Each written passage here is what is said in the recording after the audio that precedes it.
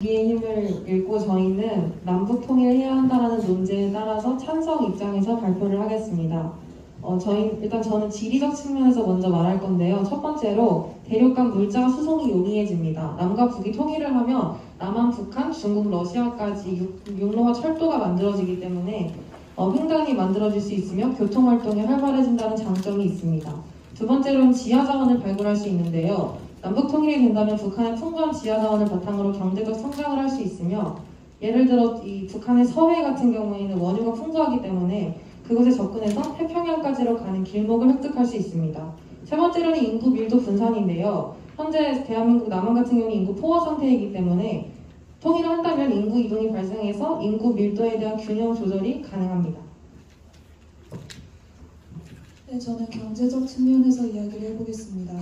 일단 첫 번째로 국방비에 대한 안건이 있는데요. 국방비가 그대로 유지될 경우에는 그래도 유연하게 사용 가능하다는 이점이 있습니다. 왜냐하면 최우선 시대는 잠재적 위협국이 없어져 버렸기 때문입니다.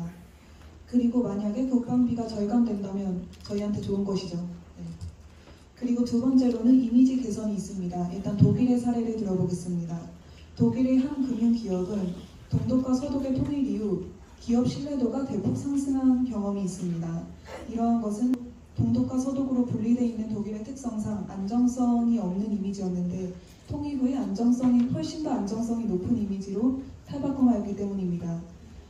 네, 이런 점에서 남한과 북한도 통일이 된다면 기업 신뢰도가 높아지면서 특히 금융 쪽에서 더욱 많은 성장을 이룰 수 있을 것이라 생각됩니다. 다음으로 사회적 관점에서 말씀드리겠습니다.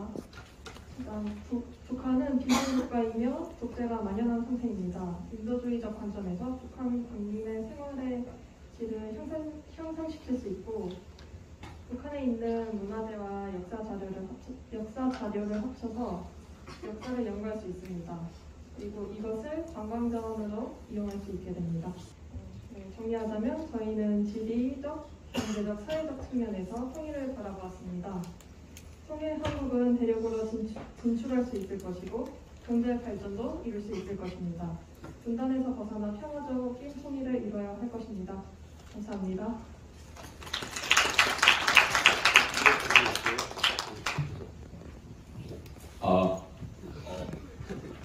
저희 팀은 주제로 지정학적으로 미국과 더 우호적인 관계를 지속하는 것이 맞는가를 주제로 선정했고요.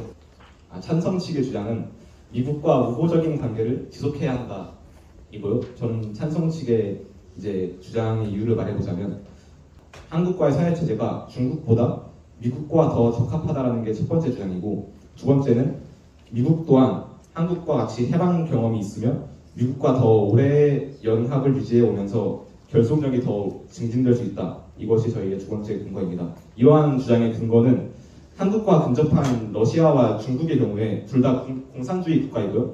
반면에 한국과 미국은 민주주의로서 서로 연대하기 적합하다고 판단되었습니다. 그리고 미국의 지원을 저희는 오랫동안 받아오고 있고요. 이미 미국과 연대감이 높다고 생각하고, 또 같은 식민 지배에서 해방된 경험을 아까 말했듯이 공유하고 있으며 6.25 당시 저희는 미국의 지원을 받기도 했죠. 그리고 중국은 지리적으로 붙어 있어서 비슷한 문화를 공유하는 것이 장점이 될 수도 있지만, 서로 다른 문화를 미국과 공유를 하면서 그렇게 하다 보면 흰 문물을 수용함으로써 저희가 얻는 이익이 더 커질 수 있다고 생각하는 바입니다.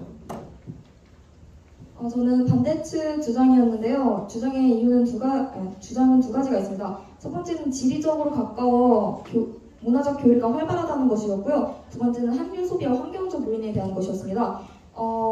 첫 번째 주장에 대해서 먼저 말을 하자면, 중국과 한반도는 국경을 맞대고 있어 예전부터 교류가 많았습니다. 또한 항해를 사이에 두고 해상 무역 또한 많았는데요. 그러면서 서로의 사상이 전해졌고 우리나라에도 한자 문화권으로 비슷한 문화를 가지게 되었습니다. 또한 각장 노동력과 풍부한 자원으로 우리가 훨씬 적은 비용을 내고 교역이 가능하다는 장점이 있습니다. 두 번째, 한류 소비나 환경적 요인적인 부분에서는 지리의 힘을 책을 바탕으로 설명을 해보면, 중국은 요즘 해양 산업을 발전시키면서 해양 강대국으로 발전하고 있다고 합니다. 또한 중국은 한류 소비가 엄청나다고 하는데요. 한류 콘텐츠 내에서 엄청난 부분을 담당하고 있다고 합니다. 이를 바탕으로 중국과 해양 산업을 바탕으로 중국과 더 활발한 교류를 진행한다면 경제적으로 더 많은 이익을 얻을 수 있을 것이라 예상하고, 미국과 교류하는 것보다 중국과 교류하는 것이 이산화탄소 발생량도 줄일 수 있기 때문에 온난화 문제도 해결할 수 있다고 생각하기 때문에 저는 반대측에 주장을 했습니다. 결과를 나자면 지리적으로 가깝고 한류 소비의 대부분을 차지하고 있고, 예전부터 교류가 활발했던 중국과 교류하는 것이 환경적으로 또 경제적으로 더 이득이 될 것이라고 판단했습니다. 이상입니다. 수고했습니다. 적인 이유에서 인구 포화 상태를 들으셨잖아요. 근데 인구 포화 문제는 수도권 선호 현상 때문에 발생하는 문제 아닌가요? 그 남북을 통일한다고 해서 해결되는 문제가 맞나요?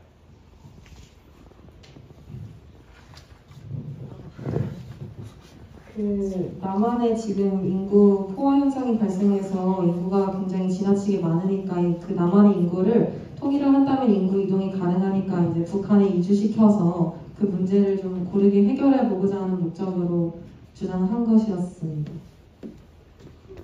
그렇다고 해서 수도권 선호 현상 사라지진 않을 것 같습니다만. 지정학적으로 미국과의 우호적인 관계에 찬성하시는 분에게 질문이 있는데, 산업적으로는 미국과의 관계 유지가 어떤 도움이 되는지. 앞으로 오셔서 답변해도 괜찮아요. 마이크가 없으니까. 이렇게 답변할 때 나와서 답변하시면 됩니다. 저희 MRI 찍을 때 비싼 이유가 액화질소 수입해야 돼서잖아요. 그게 미국에서 제일 많이 나옵니다. 그걸 이제 미국과 더 가까운 관계를 유지하면은 더 쉽게 구할 수 있을 것이고요. 중국과 관계가 악화될 때마다 IT 기업에서 이제 반도체에 사용하는 그런 히토류들 가격 때문에 이제 기업들이 힘들어하고 있습니다. 그런 부분이 미국이 많이 해결해 줄 수 있습니다. 감사합니다. 하나 더 얘기한다면 책에 있는 것을 활용해서 했으면 좋겠다는 얘기 하나 하고, 지리의 힘을 읽다 보니까 여기 오신 모든 학생들이 이 책 꼭 사가지고 지도 보면서 읽어보면서 내가 어느 위치에서 내가 뭘 해야 되겠다 한번 생각을 하면 좋겠다. 이 추천을 꼭 한번 하고 싶습니다. 오늘 굉장히 준비를 많이 했는데 충분히 다 얘기를 못해서 좀 아쉽습니다. 아주 잘했습니다.